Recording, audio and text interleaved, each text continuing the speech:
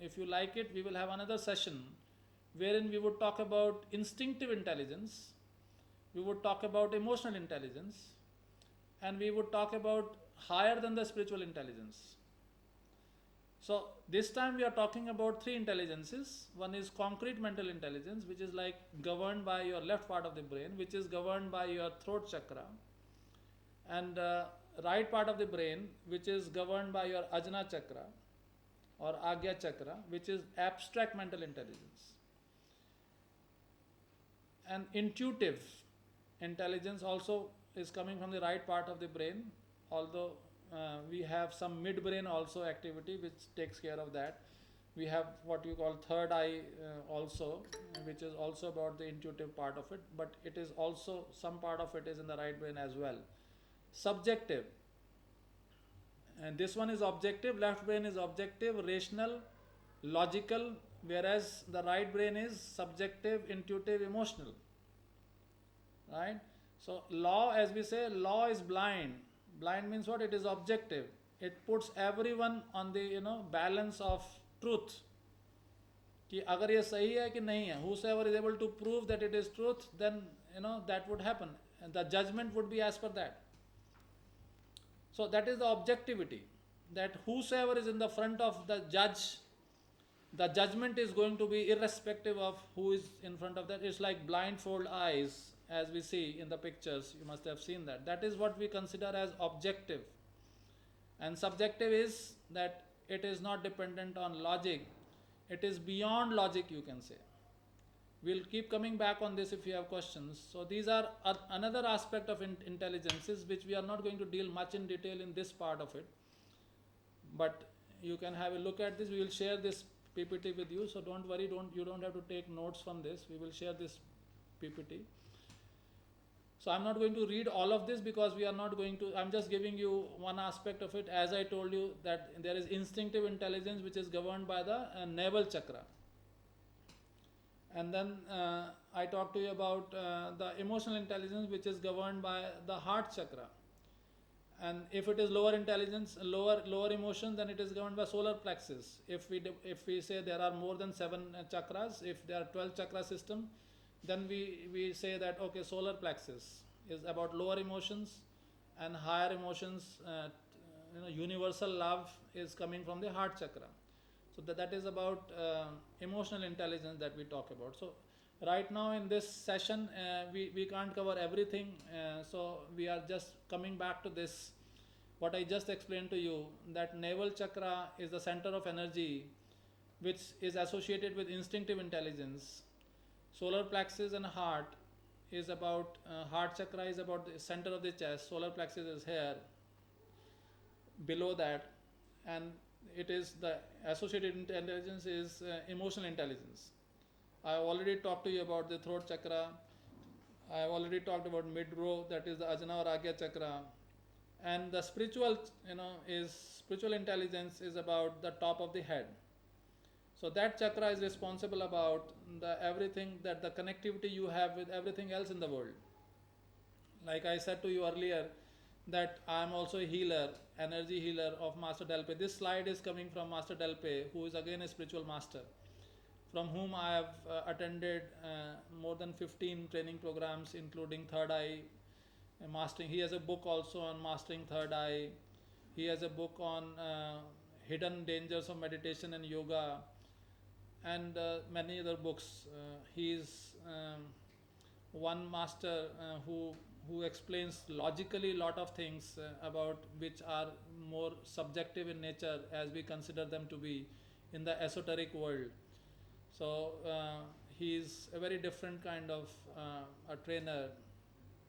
So concrete mental intelligence is about ability of an individual to comprehend actual situations and to respond to them adequately. So that's about concrete thinking. It's about the left part of the brain. Whatever words we talked about from the left part is governed by the concrete mental intelligence.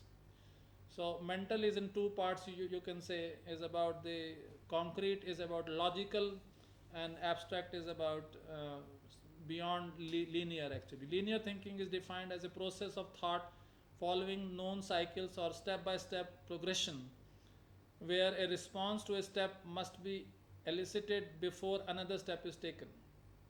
So most of the processes that you see in the manufacturing or in organizations or in educational systems, they are basically linear in nature. One step, if you have cleared the entrance test or you have cleared the exam in the qualifying examination, only then you will get admission. So if Ramanujan comes to a university, even at that time, Indian universities could not give admission to Ramanujan, who was recognized worldwide later on about his thoughts. But our education system could not recognize him because he could not understand mathematics ke alawa kuch bhi. He only loved mathematics and he did not want to learn anything beyond mathematics. His love was only for mathematics, and his thinking was beyond the logic. Actually, he was downloading. If you see, his spiritual intelligence was so strong. It was not about the mental intelligence. Ramanujan's theorems and all those things that he wrote was not on the basis of some inductive logic or deductive logic or something like that. His most of the things were like being downloaded from higher consciousness. I don't know you are able to understand that or not, but it really works.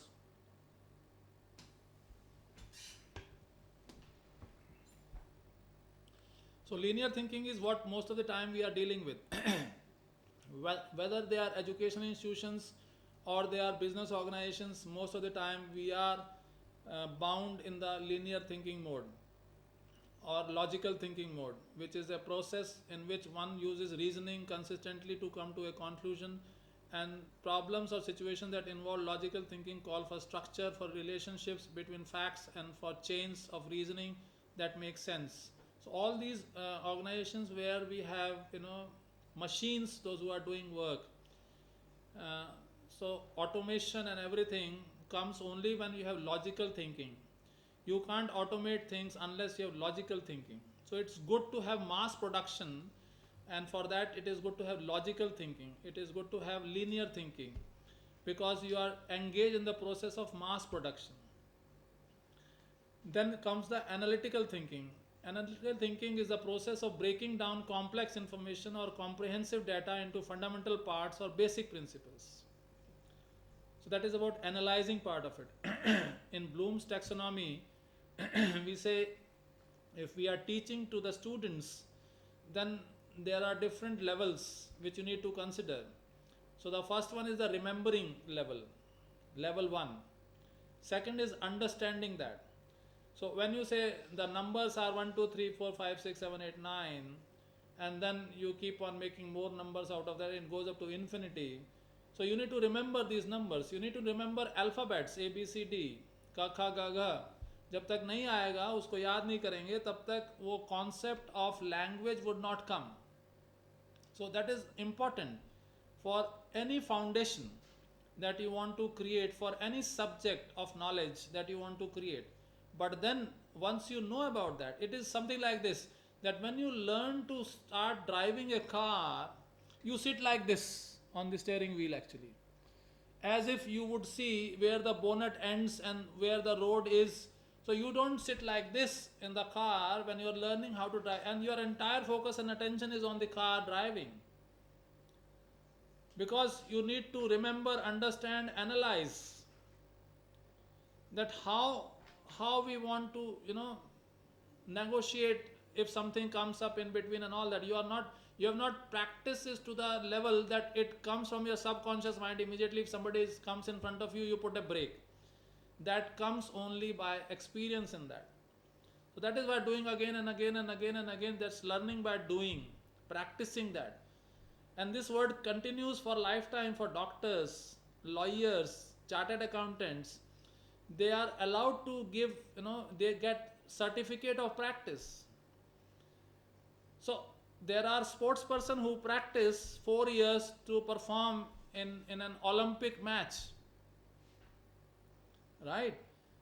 4 years a sports person works hard, cultures the mind, the body, the muscles, the stamina, the endurance, and so many other things just to perform in the events which comes in every 4 years, which has been postponed this time to 2021 actually, due to the small non-seeable virus.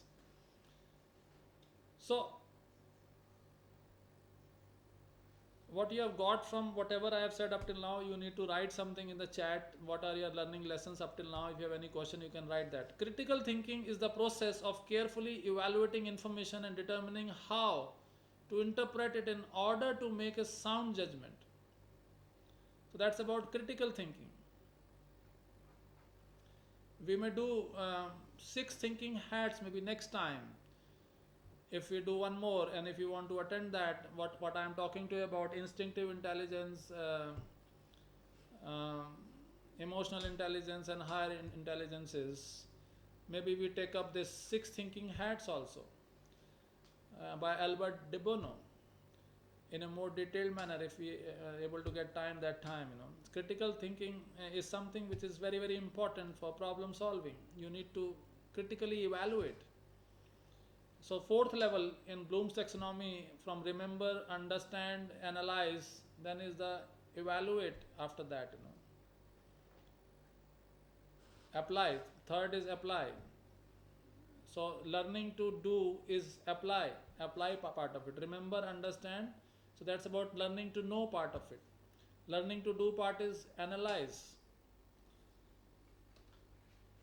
Then comes the abstract mental intelligence. It is the ability to think about objects, principles, and ideas that are not physically present. It is related to symbolic thinking, which uses the substitution of a symbol for an object or idea.